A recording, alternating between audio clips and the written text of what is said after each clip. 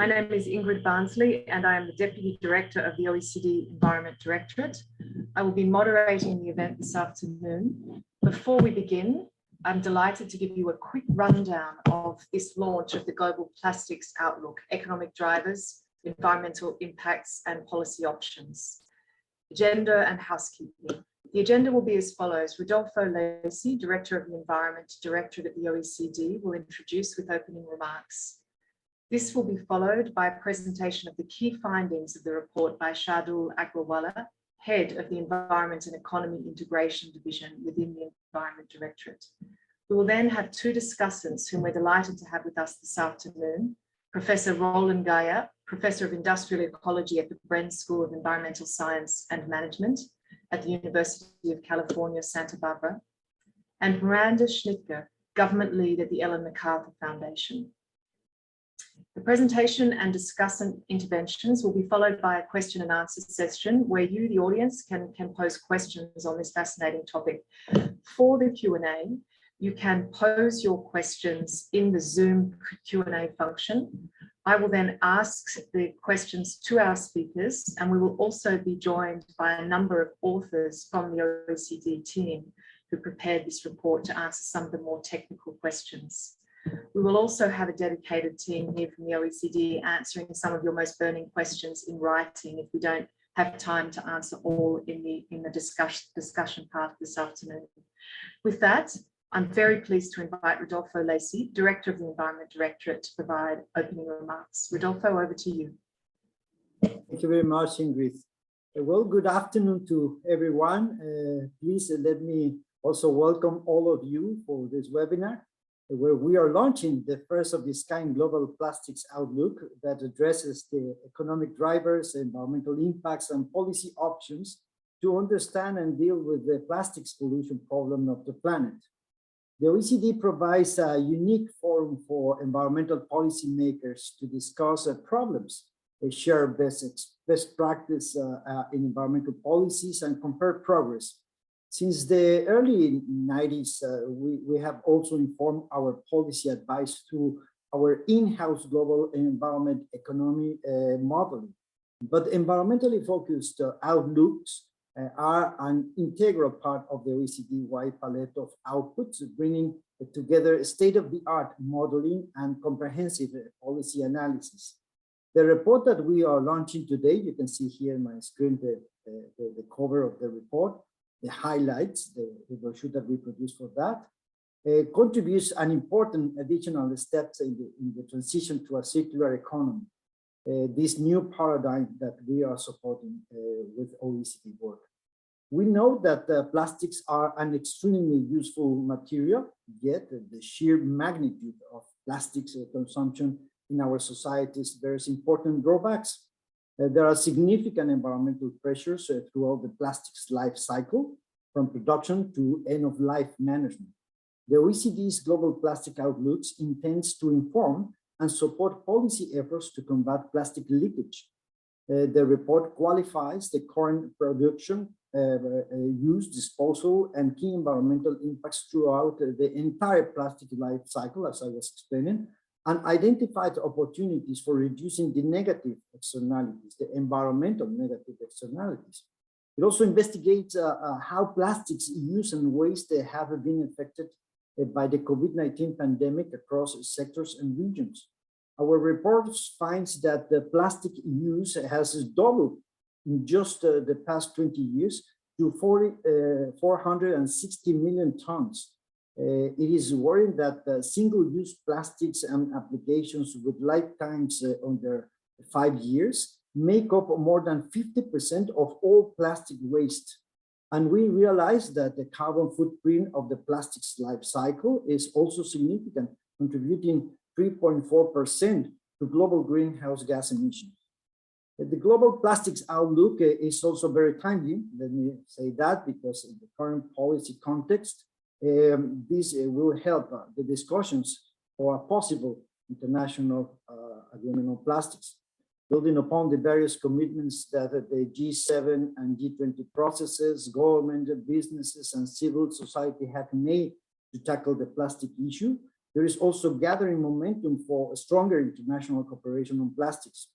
Upcoming discussions, as I was saying, on ambitious action on plastics during the resumed session of the 5th United Nations Environment Assembly, UNEA 5.2, to be held next week in Nairobi, could truly form the bedrock of a stronger international framework for overcoming the plastic challenge.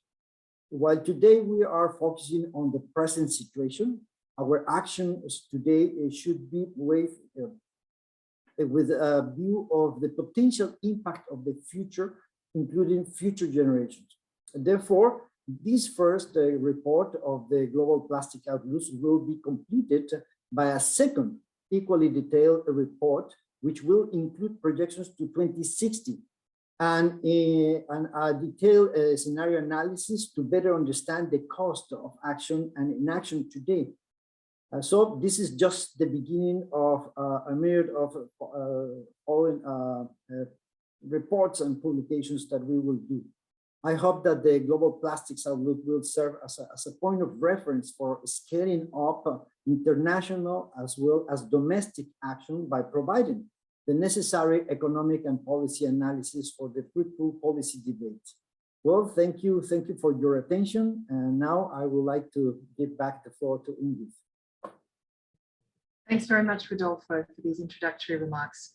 With that, Rodolfo and I are delighted to give the floor to Shardul Agrawala, whom, as I mentioned, is the head of the division that was responsible for the Global Plastics Outlook. Let me mention, whilst they don't all have their cameras on, there is a team behind Shardul who together have created this fantastic publication. And it is with real pleasure that we give the floor to Shardul to provide you with the key findings and implications of the OECD's first Global Plastics Outlook. Thanks, Shardul. Thanks very much, Ingrid, and good afternoon to all of you from Paris. I'm going to share my screen now.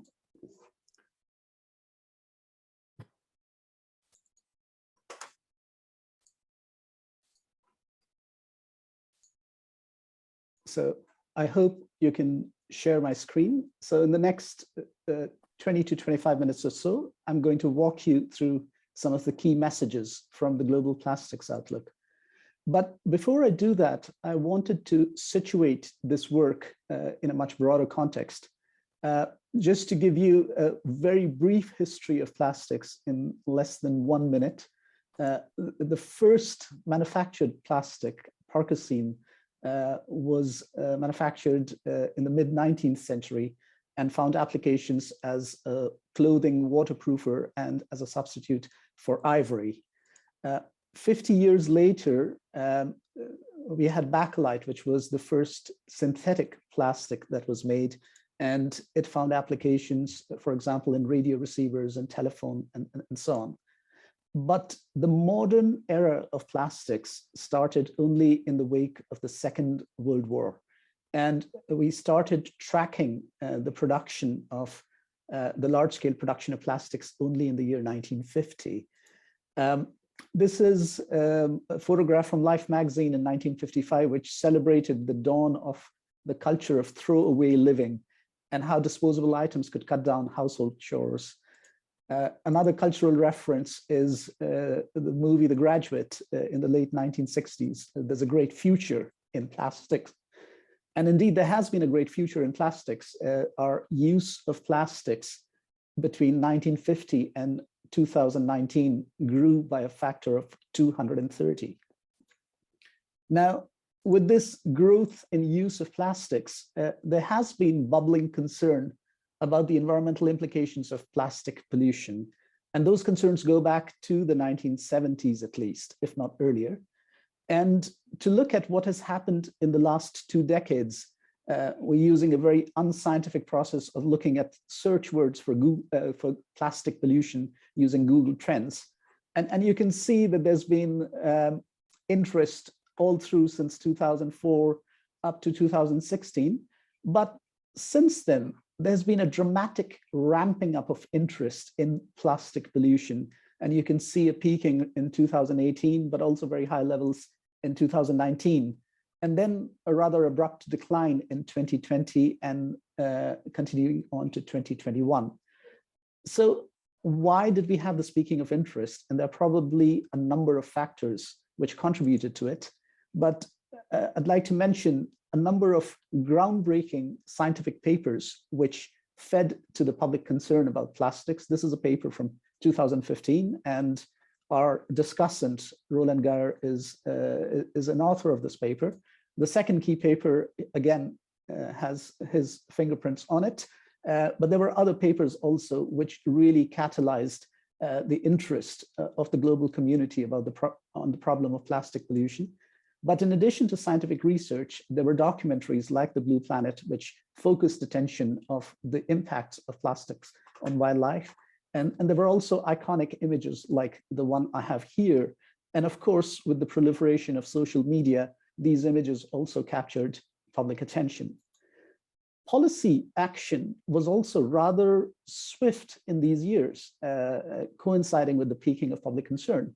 There were import restrictions on plastic waste put in place by China and later by other countries as well. A number of countries also put bans or taxes on certain single-use items, like plastic straws, for example. So there was really a flurry of activity in this 2 or 3 year period between 2017 and 2019. And since then, of course, we've had the COVID-19 pandemic, and interest in the problem of plastic pollution is probably less so than a couple of years before that, but it's still at a moderately high level.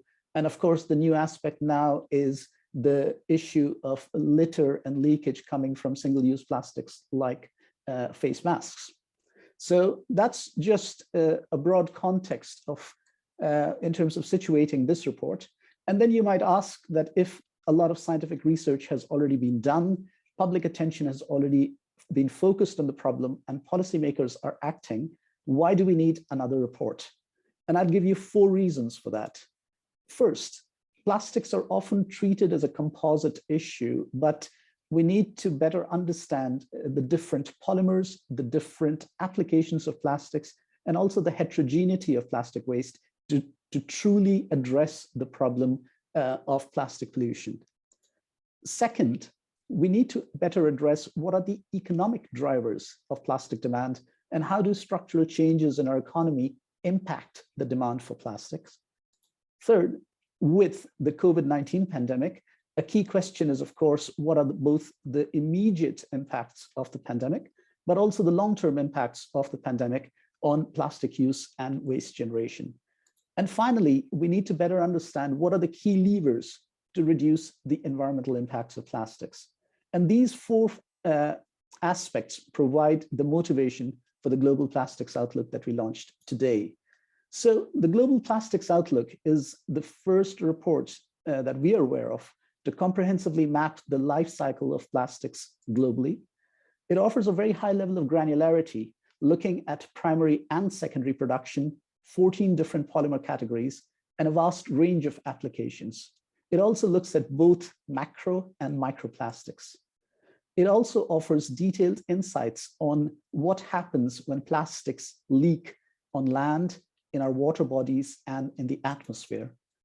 There is also a new analysis on the effects of COVID-19 pandemic on plastic use and waste generation. We offer the first analysis of its kind, quantifying the degree of innovation that is taking place which is relevant for the environment in the context of plastics. And then we provide a detailed diagnostic of both what's happening in terms of domestic policy action, but also what can be done in terms of international cooperation. And we offer the first quantification of the global costs to halt the leakage of plastics, particularly into our water bodies. So now let me just walk you through some of the key findings. So the first finding is that global use of plastics is growing steadily. It stood at 460 million tons in 2019. Now you can see the impacts of the global financial crisis, which led to a dip, but then growth picked up again. And we're seeing the same pattern as a result of COVID-19. There was a dip in 2020, and according to our estimations, growth has picked up again. Now, what is 460 million tons? of plastic use. It's the weight of 45,500 Eiffel Towers. 40% of, another factor to note here is that the growth of plastic use in the last 2 decades is 40% faster than the growth of GDP. Plastics are also a key link to the climate change problem, and plastics production contributes 1.8 gigatons annually to greenhouse gas emissions. And finally, in terms of plastics use, new plastic use in the OECD is on average 156 kilogram per capita per year, slightly less than half a kilo of plastics per day. And the number for non-OECD countries is 39 kilograms per capita per year. So this is on the production and use end. And of course, eventually plastics end up in our waste streams, and plastic waste generation in 2019 was 353 million tons, which is the weight of 35,000 Eiffel Towers. 40% of the waste came from packaging with lifetimes of less than 6 months. Another 12% from consumer products with lifetimes of less than 3 years, 11% from textiles, and the rest from a whole range of other applications. And the bottom line message here is that more than half of the plastic waste, in fact, close to 60% of the plastic waste that is generated comes from applications with lifetimes of less than 5 years. The next point I'd like to highlight is that the plastics life cycle is only 8% circular in terms of material recovery. And I'm going to now show you in greater detail how we have quantified the flows of plastics through the global economy. So in 2019, we used 460 million tons of plastic. Most of it, 431 million tons, came from primary plastics. And most of the primary plastics, or almost all of them, came from fossil fuels. Secondary plastics only contributed 29 million tons to the use of plastics in 2019. After the useful life, plastics eventually become waste. And in 2019, we generated 353 million tons of waste. Half of that waste was landfilled. Roughly 19% or 67 million tons was incinerated. And 22% or 82 million tons was mismanaged and littered. Only 55 million tons of the 353 million tons of plastic waste was collected for recycling, but then we had some of it was lost to recycling residues, and the plastic scrap that was left was 33 million tons, which amounts to an effective 9% recycling rate. Of the mismanaged waste, we had 34 million tons, which landed in uncontrolled dump sites. Another 26 million tons was burnt in open pits. And then we had leakage to on both land and in the aquatic systems. The total amount of leakage in 2019, according to our calculations, is 22 million tons. Now, if you just take a deeper dive into what happens in terms of aquatic leakage, rivers are a key channel to carry this plastic debris. 2.7 million tons was the amount of plastic floating in rivers, but an even more significant number is the plastics which are sinking in river and lake beds, which we estimate to be 3.1 million tons. And the accumulated stock of plastics in rivers and lakes, according to our estimates, is 109 million tons. Now let's look at oceans. So some of the plastics floating in rivers ends up in the ocean. Plastics also directly leak to the coasts. And we estimate that the plastics floating close to the shoreline are 1.5 million tons. And the accumulated stock of plastics in oceans is 30 million tons. So we need to look at this whole composite picture of both rivers and oceans to look at the impact of plastic pollution on the marine environment. Sorry. So the next question we looked at was, how did the COVID-19 pandemic impact plastic use and waste? So there were a number of forces which were going in different directions as a result of the COVID-19 pandemic. As a result of the massive shrinkage of the economies and reductions in key sectors like the automotive sector, the construction sector, and also the collapse of international trade, there was a significant decline in plastics that were used in these economic activities. At the same time, of course, there was a massive increase in face masks, personal protective equipment, and so on. And according to our estimate, the net result was a 2.2% decrease in plastics use in 2020. But one point I'd like to emphasize is that weight is not always a good proxy for environmental impacts. The surgical face mask that all of us use every day weighs about 2.5 grams. A box of these 50 masks, which you buy in the pharmacy, would weigh roughly the same as 2 bars of chocolate. But the problem of littering that such masks can create is quite significant. And in fact, according to one estimate, 1.56 billion of these masks ended up in the ocean in 2020.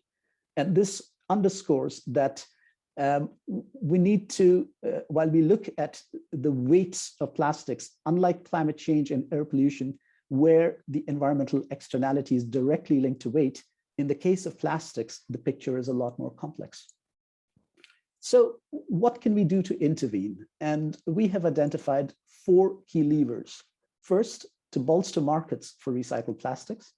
Second, to boost innovation for more circular plastics. Third, to scale up international financing and cooperation.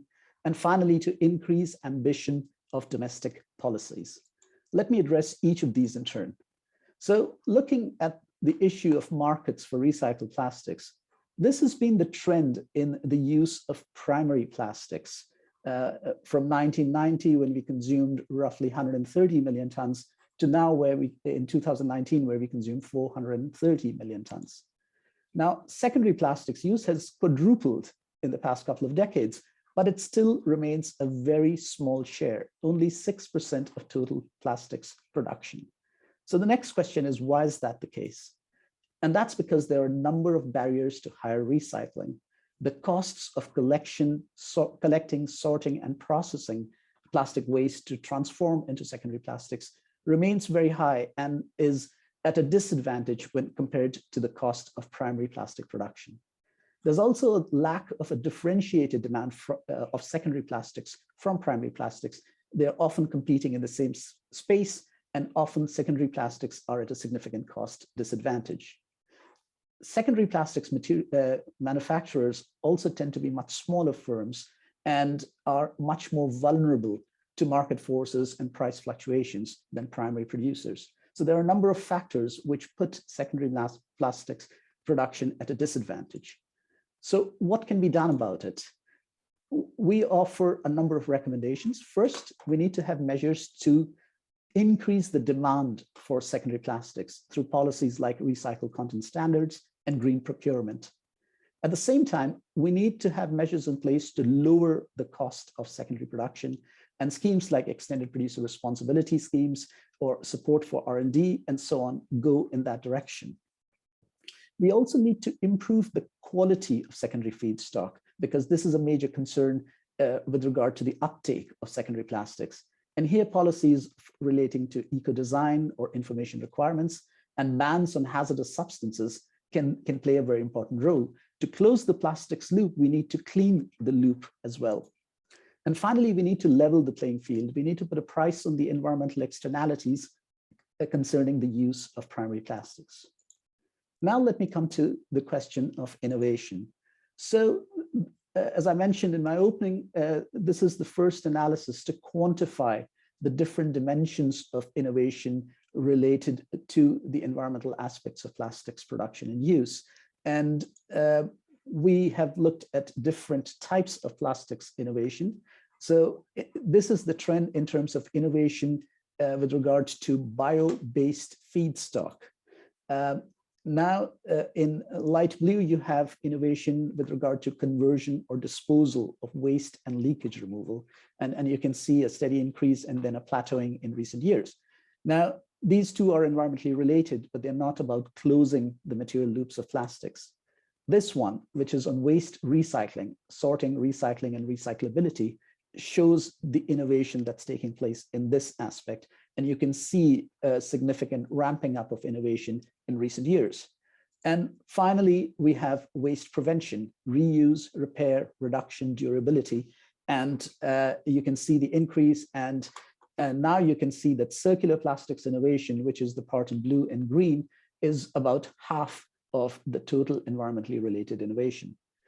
But a key point here is that circular plastics innovation, while growing, is only 1.2% of all the innovation that's taking place in the plastics industry. And so clearly there's a lot more that can be done in terms of directing technological change towards environmental and circularity aspects. And to do that, we recommend that first, we need to have better measurements of circular plastics innovation, because we can only manage what we can measure.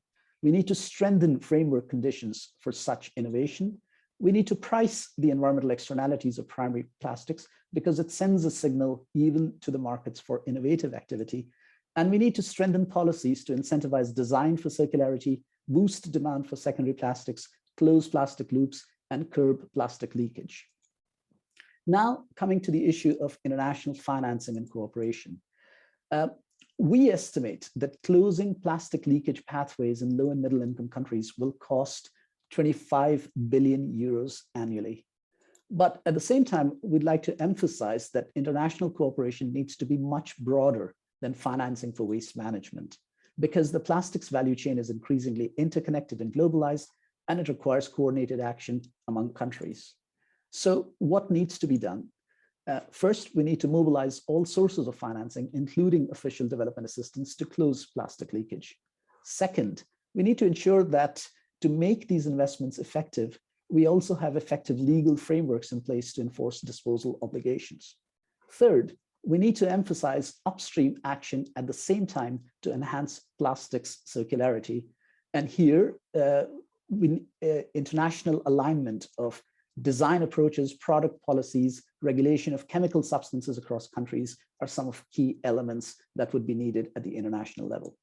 Finally, coming to domestic policies, we did an analysis of the kinds of policies that are in place in 50 countries, including all OECD countries and key emerging and developing economies, and you can see them colored in this map. And what we found was that only 13 countries incentivize waste sorting at source. Only 25 have policy instruments to incentivize recycling. 33 have national regulations and operation schemes for extended producer responsibility. And we do have a large number of countries, not just in the sample of 50, but globally, 100 plus countries have bans or taxes on single-use plastics items, because this is a measure which has become very popular in recent years, but they cover plastic bags or other small volume items. So it addresses the problem of litter, but it doesn't do much to impact plastic use overall. And finally, our bottom line message is that the vast majority of countries, OECD and non-OECD, do not have adequate incentives in place to enhance plastic circularity and reduce the environmental impacts from plastics. So what can be done? And this is my final slide. We offer a phased approach depending upon where countries are in terms of their current context. So at the most basic level, we need to close leakage pathways, and that requires investment in sanitary waste collection and disposal infrastructure. We also need to put bans or taxes on frequently littered items. Second, we need to create incentives for recycling and sorting at source. Here, extended producer responsibility schemes, for example, landfill and incineration taxes, and other economic instruments could play a very important role. But at the most ambitious level, we need to go further upstream. We need to design out waste. And here, we also need to restrain demand, which is another key variable. And here, bans or taxes on single-use plastics, removing fossil fuel subsidies, regulating hazardous substances, recycle content standards, modulating extended producer responsibility fees are some of the key instruments that countries can use. So with that, I'd like to conclude the presentation of the findings. But before handing over to Ingrid, I'd like to acknowledge all my colleagues at the OECD, as well as leading experts from around the world who contributed to this outlook. And I can't name them all, but all of their names are on this slide. And thank you very much. And I hand it over back to Ingrid. Wow, thank you. Thank you so much, Shardul, for that presentation. I'm sure the audience, we've had more than 500 people join now, which is impressive for an OECD audience, and it's a reflection of their deep interest in this topic. With that, I would like to invite Professor Roland Geyer from the Bren School of Environmental Science and Management at the University of California, Santa Barbara, to give us his reflections. Roland is one of the world's leading experts on plastics, and his seminal work has in fact been influential in deepening the OECD's own understanding of the impact of plastics in the context of the outlook. So over to you, Professor Geyer. Thank you very much, Ingrid, and good morning from Santa Barbara, California. Thanks to this launch event, I was able to see the sunrise this morning, so thank you for that. I'll keep this brief, and thank you, Shardul, for this excellent introduction of the report. It really is a landmark report. So Madonna once pointed out that we live in a material world. That was the year 1984, and global annual plastics production, as you've seen a few slides ago, was a bit over 90 million metric tons. In 2019, as we've learned, it was 460 million metric tons, so over 5 times as high. So that makes Madonna's materialism quite quaint and innocent in comparison to where we are today. Even back in the 80s, as we've also seen, our increasing reliance on synthetic materials in single-use applications was subject to sharp criticism. However, by the time I became a sustainability professional, about 15 years later, in the mid-late 90s, plastics enjoyed a sort of anonymity in ubiquity, as the journalist Stephen Birani put it. It was everywhere, and it was so ubiquitous that we sort of barely noticed it. In fact, everyone in my field, called industrial ecology, including myself, was studying metals back then. Steel, aluminium, copper were considered the big sustainability challenges of our time.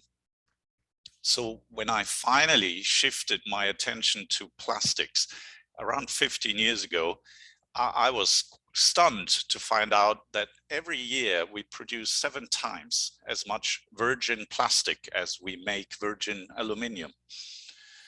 So it turned out that plastic is one of the big sustainability challenges of our time. Humankind has now made over 10 billion metric tons of plastic. So that's equivalent to 1.5 billion elephants, 100 million blue whales, and also, to use Eiffel Towers, as Shardul did a few minutes ago, 1 million Eiffel Towers. It's also enough to cover an area the size of Argentina, ankle deep in plastic waste. So one of the unique properties of plastics is that they don't biodegrade. One consequence is that every piece of plastic that hasn't been incinerated or otherwise thermally destructed is still on this planet somewhere. So analyses like the one the OECD did really are important to give us a sense of where we are in terms of plastics and what can and what has to be done. Astonishingly, half of all plastics was produced after I started studying them. So in the last 15 years, humankind has doubled its production of synthetic polymers from 5 to 10 billion metric tons. So that is nothing short of astonishing. It should therefore be no surprise that plastics are not just everywhere in our lives, but also everywhere in the natural environment. in fact, I believe that it was the never-ending procession of disturbing images of plastics despoiling what should be pristine ocean environments that finally turned the tide on plastic pollution. People all over the world had enough and are demanding actions and solutions. And therefore, I think the arrival of the Global Plastics Outlook could not be timelier. It's an excellent piece of modeling and analysis, and I cannot recommend it highly enough. The Global Plastics Outlook is truly unique in its combination of scope and quality. And this combination of scope and quality makes it a one-stop resource for everyone interested in plastics' role and scale in the global economy and its resulting types and magnitudes of environmental impacts. The Global Plastics Outlook is unique in a variety of other ways, and Shardul's pointed that out really nicely, so some of that may be a repetition, but it's worth saying it again. The first of its way is its way of coupling a computable general equilibrium model of the global economy with a material flow analysis of plastics. So this coupling allows us, pardon me, to not just observe the trends in plastic production and use, but also to study the underlying economic drivers. The Global Plastics Outlook further combines its excellent material flow analysis of plastics with environmental leakage models. This means that the global and regional trends in plastics production and use are directly coupled with their environmental consequences. Another truly innovative feature of the Global Plastics Outlook, as we've seen, is its collection and analysis of patent and trademark data in order to derive insights on the innovation landscape for plastics. Truly innovative, in particular with its focus on sustainability and the circular economy. And finally, an OECD report would of course not be complete with a comprehensive policy analysis, and the Global Plastics Outlook does indeed contain a global inventory and analysis of economic and regulatory policy instruments used across the world to address and mitigate plastic pollution. It's no exaggeration to say that humanity is at a crossroads with regards to plastic pollution. The decisions we collectively make today will shape the future of our planet for decades and centuries to come. So I hope you all out here, wherever you are, whatever time zone you're in, will use the Global Plastics Outlook to inform your views and your decisions. It's a wonderful document, and I'm very pleased that I was able to play a small part in its creation. Thank you so much. Back to you, Ingrid. Thank you very much, Roland, Professor Geyer, for those fantastic supplementary comments to the intervention earlier of Shardul. Now I'm delighted to introduce Miranda Schneiker to share with us her insights from her work at the Ellen MacArthur Foundation. Now, Miranda is the government lead at the foundation and is an expert on the circular economy and on engagement with national policymakers. The Ellen MacArthur Foundation has, of course, been at the forefront of promoting policies and solutions for the transition to a circular economy for some time now. Miranda, thanks for joining us today. Thank you, Ingrid, and for the opportunity to join you today. It's such an important moment, this first Global Outlook launch on plastics, and it's a privilege to be able to share some reflections. Not only does this report provide really invaluable granular insights into the state of play in the plastics market, and thank you, Shardul, for the excellent run through, but even more importantly, what really jumps out at me from the Outlook is a really clear message that whilst we need to make the recycling systems that we have work, we will not be able to rely solely on recycling as our way to tackle the plastics pollution. The scale of the challenge is simply too great for that. We also need to be working on a full suite of solutions, Shardul mentioned many of them, to develop a resource-efficient circular economy model. Such a model is a productive economic model in which we eliminate that which we don't need, we innovate to ensure that we have reusable or recyclable or compostable materials, and that what we do need is able to be circulated. It's a model that really rethinks the fundamentals of our production and consumption system, which goes straight to the heart of what we know SDG 12 is trying to achieve and benefits multiple other SDGs. And Shardul also mentioned the current emissions associated with plastics. If we switch to such a circular economy model, we can lower carbon emissions and we can reduce the impact on biodiversity. As per your report, we really see policymakers playing an absolutely key role. This involves creating and at times rewiring market incentives to make the economics of a circular model work at scale, to facilitate the necessary investments, and to stimulate the upstream considerations through things like design standards that were mentioned. Not just thinking about the role of policymakers, but there's no one actor that can do this alone. And the outlook also nods at the public-private partnerships that are needed and the voluntary agreements. It's an area that we've done some work in, so I want to share some of the findings from that, which I think really support the messages of the outlook. We, together with UNEP, have developed a global commitment, which is a voluntary agreement that launched in 2018. It unites more than 1,000 organizations from across government, business, and NGOs behind a common vision with quantitative targets on which signatories report each year. From the participant companies, it represents about 20% of the global plastics value chain, which is an important point to note as I run through our findings, because it leads straight back to the point about needing international collaboration on this. So first of all, through the clear common vision, virgin plastic appears to be peaking amongst those signatories that are driving towards it. This is a really promising step forward, but most of the progress is coming in recycling. And so the innovation and the scaling of circular business models are the next areas where we really need to push forward.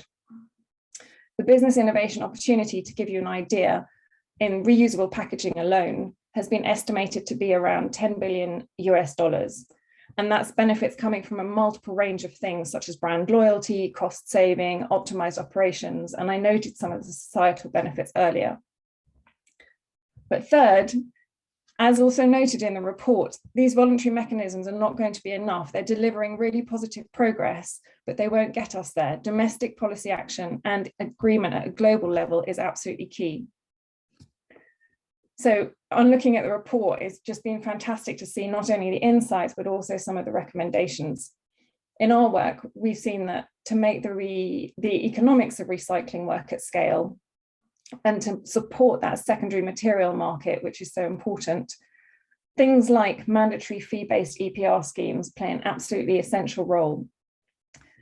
In these EPR schemes, you'll have industry players providing the funding that's dedicated to that critical collecting and processing of the packaging after their use. And it is one of the only proven mechanisms currently to provide the ongoing and sufficient funding needed. This is also a key element of trying to make the economics work. More than 100 global businesses have recognized this and are now calling on such instruments to be developed worldwide. An investment in innovation as well as skills and infrastructure is also key. And I really echo what was mentioned in the report, that this can come from a variety of areas. So it can be research and innovation funding, it can be training programs, it can be blended finance solutions, as well as the alignment of international aid funding to build global capacity. The importance of it being global value chains needs to be remembered in order to make sure that domestic and international policy pulls in the same direction. And investment is one of the key 5 areas that we frequently note in our policy work. So I want to be brief because I can see that there are lots of questions coming in and we can get to the discussion. But to conclude on a note that touches on that global agreement that we need, I fully agree with Rodolfo that this study is incredibly timely, not least with the United Nations Environment Assembly gathering next week, at which there is the opportunity to establish a formal negotiating mandate for a new global agreement that can promote the transition to a circular economy to plastics. The good news is, and again chiming with what has been noted about the trend in support for taking action in this area, already more than 100 leading global businesses, more than 1,000 civil society organizations from right around the world, more than 2 million people have made it clear that they support such a step being taken, and that approach should take a life cycle approach in order to respond resoundly to the plastics pollution issue. There is absolutely no time to waste, and there's no more plastic to be wasted. So congratulations on this excellent report, and I'm really looking forward to the discussion. Thank you. Thank you so much, Miranda. So while Rodolfo set the context and Shardul then provided us with some of the key findings from the report, Roland elaborated on some of the unique features of the report itself and also gave us some helpful contextual insights into the history and scale of the plastics challenge. And Miranda has now supplemented that by honing in on the need for action at all levels, right up to the international level and including all sectors. With that, we now have an opportunity, I'm pleased to say, for questions from the audience. As mentioned earlier, please do pose your questions through the Zoom Q&A function. As the questions start to come in, I'm pleased to have us join on the screen 3 OECD colleagues who are part of the team responsible for the report. From the Environment Directorate, we have Elisa Lanzi, Peter Borky and Martin Dubois also with us, along with the panel. And I'm going to pose the first question to Shardul, and we'll watch as the questions come in. Shardul, the outlook points to the significant stocks of plastic waste that have accumulated in rivers and the ocean. What are the implications of this from the point of view of policy intervention, perhaps building on the remarks of Miranda? Right. Thanks a lot, Ingrid. I think there's a very, the implications of the amount of plastic waste, which is both in the rivers and accumulated in the ocean is, there's a need for coordinated international action, which is addressing both these aspects of the problem. Now, over the last several years, marine plastic litter has indeed become a key area for forums like the G7 and the G20, and there's a lot of attention being paid to it. And this report only reinforces that need for attention. But at the same time, I think rivers and what's happening in the rivers and in lakes, particularly the significant amount of plastics which are sinking to riverbeds and lake beds, is something that doesn't get as much attention. So one of the things building on the report, we would argue, is to broaden the discussion. Marine litter is an important element, but we should also look at rivers, because also what happens in rivers eventually through many slow processes, a large share of it might end up in the ocean. So that's the first point I would make. The second thing is in terms of policy responses, cleanup efforts certainly are one obvious response, but we need to put the plug on having the mismanaged waste entering our aquatic environments in the first place. And that requires better investments in, more investments in waste management infrastructure, particularly in low to middle income countries where there's a much larger share of mismanaged waste. But ultimately, as Miranda was also saying, we need to look at upstream solutions. We need measures to design out waste, or to essentially make sure that plastics in such large volumes don't end up waste in the first place. So there's clearly a lot to be done, and hopefully some of the aspects we've highlighted can help policymakers both at the international level and at the domestic level. Many thanks, Shardul. Roland, if I may, a question for you in terms of your experience and collaboration with others in the field. How can governments help the scientific community? Are there particular resources that may be useful in pushing the boundaries of science in this domain? You mentioned yourself that every piece of plastic is still on Earth unless it is being broken down or incinerated. So if you can give us some insights onto how governments might help the scientific community to find solutions, that would be great. Yeah, thanks, Ingrid. That is a great question, and luckily to the attention that plastic pollution has been receiving in the more recent years, there is increased funding available to do important research, and a lot of that research does focus on the technological aspects and for good reasons of collecting plastic waste, sorting plastic waste, and improving recycling of plastic, the recycling technologies. Again, as the report very clearly shows, all those issues are genuine bottlenecks in sort of creating a circular plastics economy. But actually, one aspect that I'm increasingly convinced about is that it's not exclusively a technological problem. So we need the social sciences, and not just, I don't think we can just technologically innovate ourselves out of this plastic pollution fix. So I think one way in which governments and society at large can help the scientific community to help address plastic pollution is to also demand and encourage that social scientists get more funding, get more involved, because I think at the root, plastic pollution is a behavioral problem. So I think the social sciences, and I mean not just economics, which is of the typical go-to social science, but everything from political science to even psychology, I think could really help us collectively find those points of intervention in the plastics life cycle that really can make a difference and bend the curve. Thank you, Roland. Now I'm pleased to pose a question to Martin, one of the team who is responsible for this report. What measures do you consider can be done to support collection in the context of extended producer responsibility, Martin? It's one of the questions that's come through the Q&A. Yeah. Well, an important point here, because the question is about collection and the role of collection in recycling. And the reality is that recycling will only occur if it's profitable. And that's only when recycle will be scaled up.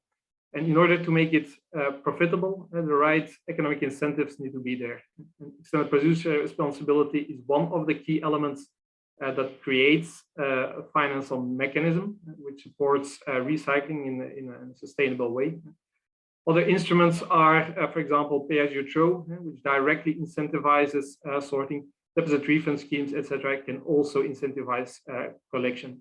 So it's very clear, if collection occurs in a more clean way, then the recycling streams will be more attractive and more profitable to recycle, which will then stimulate recycling in the market.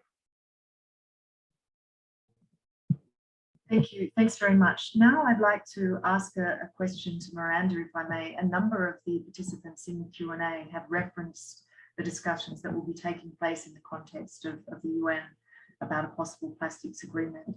Are you able to share with the audience the ways in which this report might feed at a technical level those discussions? Yeah, thank you. I mean, I think the evidence that this report provides is absolutely fundamental. So there's no doubt about that, with this having the granularity that it has. I think the discussions that are happening, these will also run over a period of time. So we need at this point to get an agreement to take an approach that looks upstream. And that's why I think this outlook is so exciting, because it actually has that breadth in it and looks right across a whole range of not just what's going on in the market, but also the different policy tools that can help to provide a solution to this. So yeah, I think that the timing of this is highly relevant to the discussions that are going on there. Thank you. Shardul, another question for you.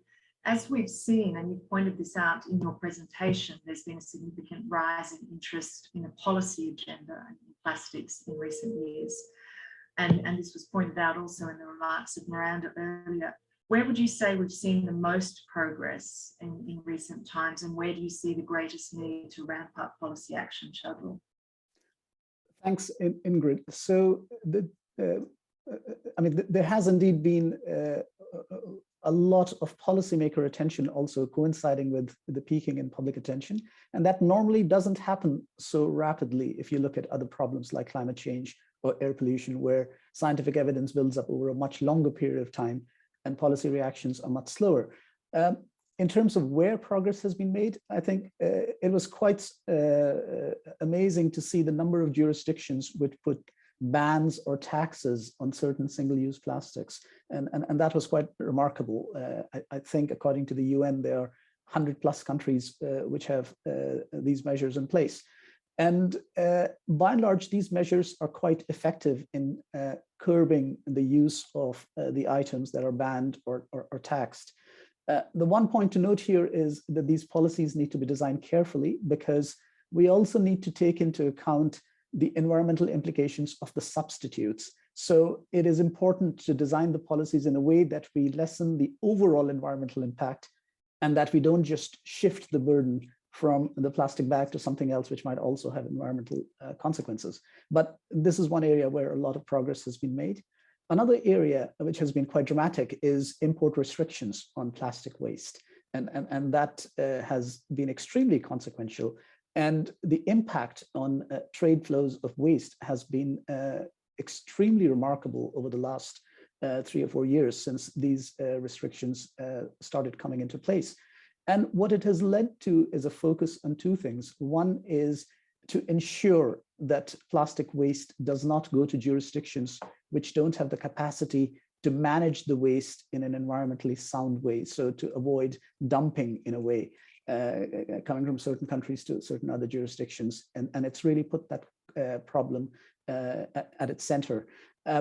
I think in terms of where the challenge is on trade, there's a risk that we might throw the baby with the bathwater. Trade is an important vehicle also to gain benefits from comparative advantage. And we need trade to close the material loops on plastics. We need a global circular economy. So we also need to facilitate trade to make sure that we can have better reuse or remanufacturing and even recycling. So we need to strike the balance between facilitating trade to close certain material loops while ensuring that trade doesn't lead to flows which end up damaging the environment, as was the case for the import restrictions. Where we need a lot more action at the domestic level is certainly with regard to upstream measures. We are still at a very early stage, even in most of the OECD countries. We need stronger and more extensive policies to design out waste and also to design for circularity. So those are some of the places. And one final thing is, at some point, we also need to look into curbing demand where we have unnecessary use of plastics and substitutes easily available. And I think measures to address demand have historically proven to be the most difficult. So those are the big challenges, I think, both for OECD and developing countries alike. Thank you very much, Shardul. I have two questions now. I'm going to warn the panel of OECD authors so they have time for the second question. The first question is to Peter, and I think it picks up in many ways on some remarks that Shardul has already made, Peter, so perhaps your answer may be brief. And that is really about the role of the waste trade toward emerging economies in generating pollution and what the context is there. So if you could answer that question. And then for those who might wish to chip in from the panel, and that includes, of course, Roland and Miranda, a number of the participants in the Q&A have asked for a little more information about what you see as through the innovation analysis of the report. To you first. Thank you. Yes, thank you, Ingrid, for the question on the role of trade in plastic waste and how it's contributing to plastics pollution. So I can maybe start by saying that yes, of course, this is a concern, and I think we make that concern quite clear in the report. But it maybe also needs to be put into the context of recent changes to the trade regime with respect to trade in plastic waste. Many of you will know that there have been amendments to the Basel Convention and also to the OECD's decision on transboundary movements of waste, which are leading to a significant change in the flow and in the volume of traded plastic waste. So essentially, since 2014 and this is also linked to trade restrictions that China put in place starting in 2014.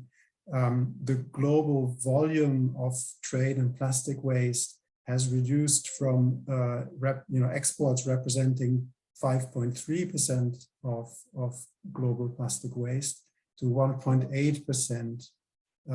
So it's almost divided by 3 over the last 6 years. So 1.8% was in 2020. And also trade has been redirected to mostly OECD countries. So exports are actually flowing into OECD countries, 2/3 of them essentially, and it's only 1/3 that now goes into less developed countries.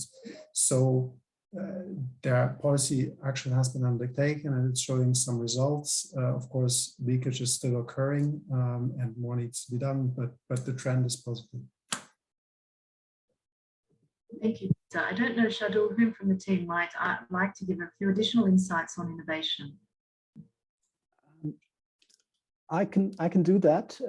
So just 3 or 4 more insights. I think one point which was there in the chart already, in the last 10 or 15 years, there's been a significant uptick on innovation related to circular plastics.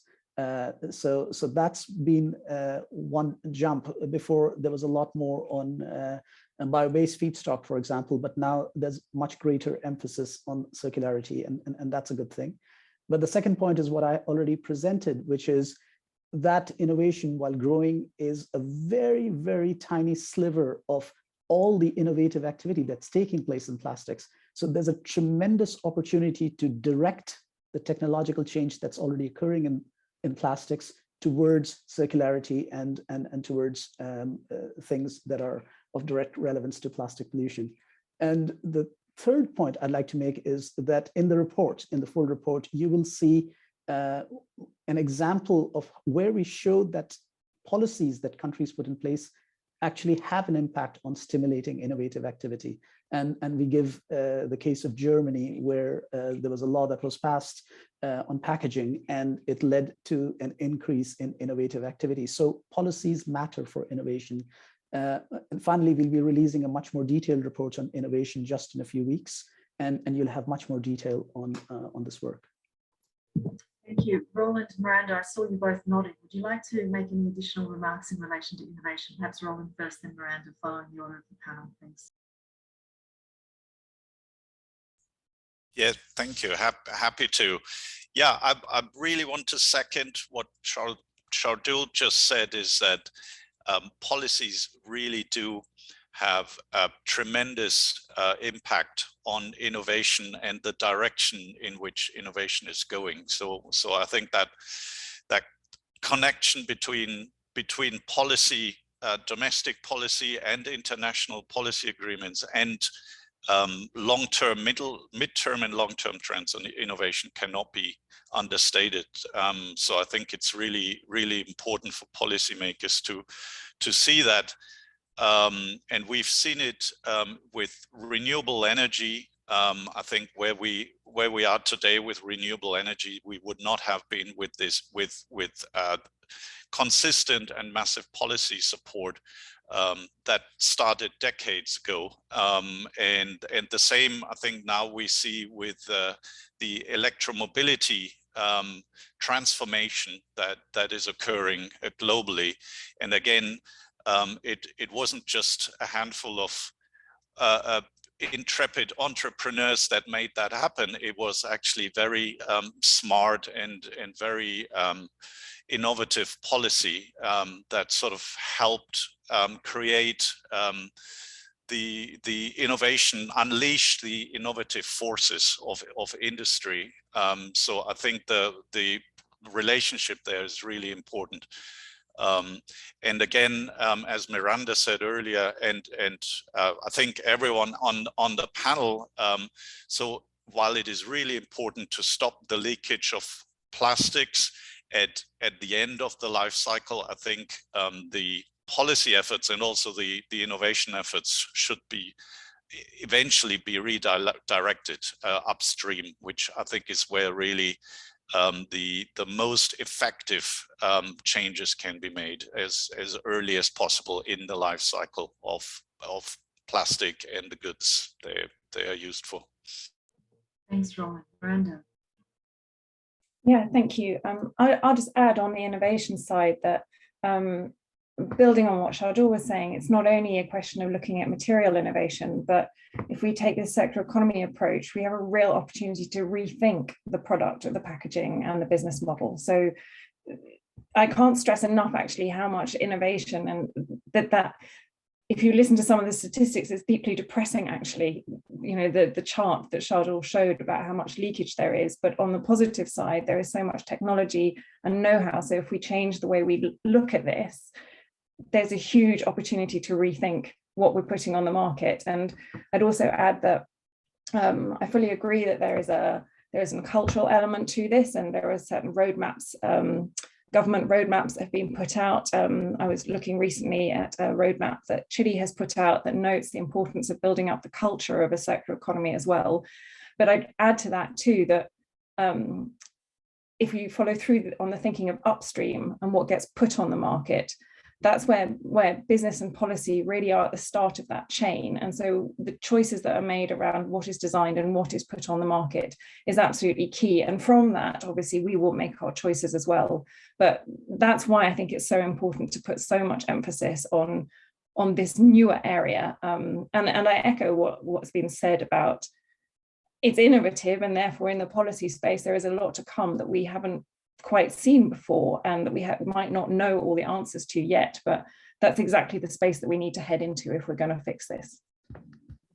Thank you. Following from that, Peter, it follows quite naturally from those last remarks of Miranda, the notion of the circular economy and differing approaches.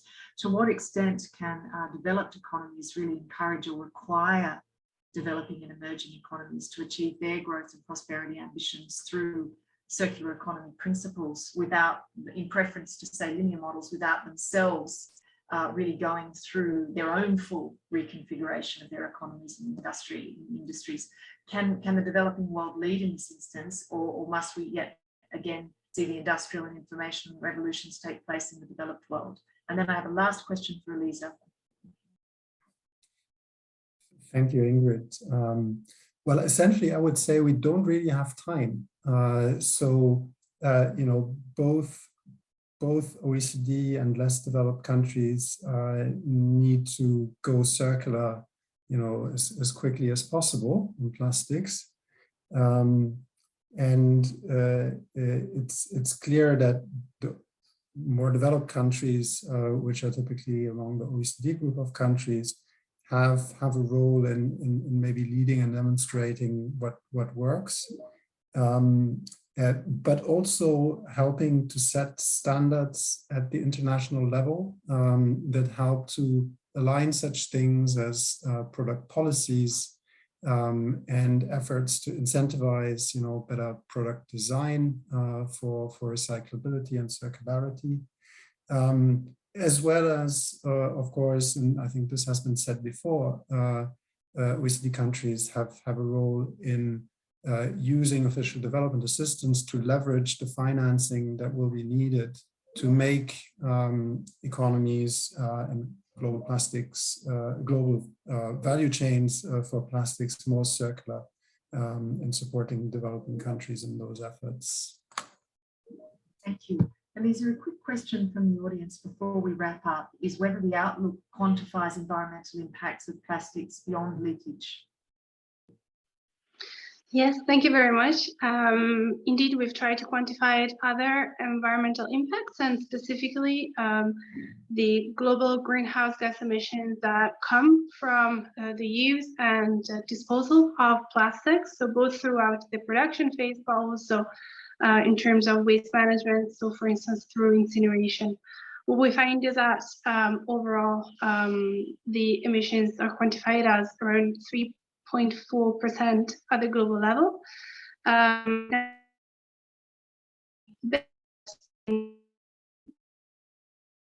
reach net zero emission reductions, every bit helps. So reducing plastics use and better management of plastics waste could also contribute towards climate targets. We also looked at the contribution of plastics related emissions to air pollution. And specifically, we have looked at PM, so emissions of small particles that come from transport, and specifically of the wear of tires and brakes in transportation. That's an interesting environmental impact because it affects human health and air quality, especially in cities. But these small particles can also be transported long range and reach pristine environments such as the Arctic or mountain areas where they can affect ecosystems and also interact with local climate change and further create further problems within climate change in environments such as the Arctic. Thank you, Elisa. As I wrap up, I would just like to pose one last question to Shardul, Roland, and Miranda, the same question to ask each of them to give us their 1 minute answer. And it's a question that comes through in the Q&A, which is what is the single, we've spoken of governments, we've spoken of the scientific community, we've spoken of the non-government sector, of the need for the financial sector as well to align with the need toward more sustainable production and consumption of plastics. But the question was, what is the single most important thing that we as individuals can do to assist with this global challenge? So whilst you're thinking about that, Shardul and Roland and Miranda, let me sum up by saying that this afternoon, with more than 500 participants at our peak from around 70 countries, I'm pleased to say, and all sectors and stakeholders, we've discussed the fact that plastics is growing, plastics use is growing at an alarming and steady rate. Shardul pointed to a range of quite striking statistics, as did Roland, including the fact that we see growth at 40% quicker than the growth of GDP. We pointed to the impact of COVID in various and opposing ways in terms of plastics use. Shardul pointed to the outlooks, I should say, reflection on barriers to higher recycling, and at the same time, the fact that we cannot rely only on recycling in terms of solutions. The outlook also points to environmental innovation, and where we see good practice examples emerging, and what we want to see more of is precisely that. And the remarks of Roland, Miranda and Shardul pointed to the need for more policy action, both at the domestic level, and we see gaps in domestic policy coverage, as well as best practice examples brought out in the outlook, as well as the need for enhanced international cooperation, including in terms of both emerging and developing economies and developed economies and the differing roles they have to play. And the outlook speaks to the need for a phased and yet also comprehensive approach in terms of that response. So I think I've bought a little bit of time. The last point I wanted to make before giving the floor back to Shardul, Roland and Miranda for their closing remarks is to point out to all of you that we're delighted to say that a second part of this publication will be coming in the weeks ahead to complement the transversal analysis in this first report. More detailed environmental economic modelling will be presented in a second separate report coming in a few weeks' time.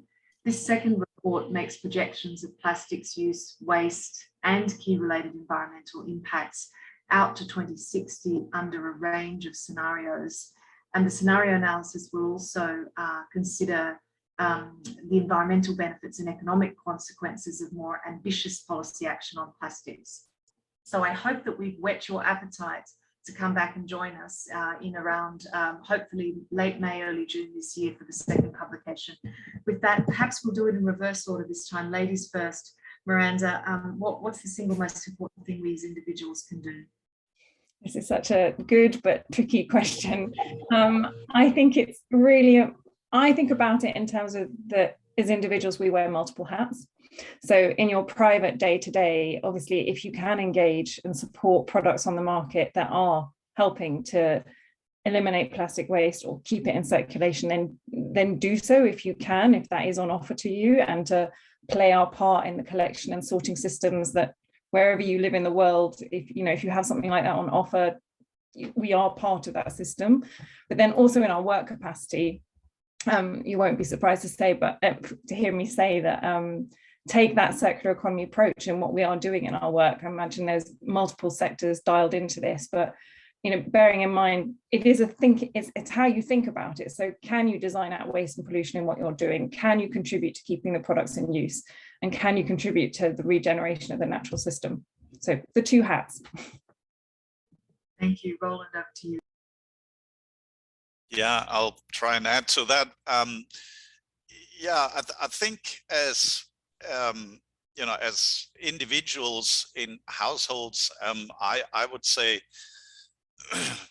rather than trying to look for that magic green material, which doesn't really exist, is the most effective thing is to try and just dematerialize our lifestyles overall.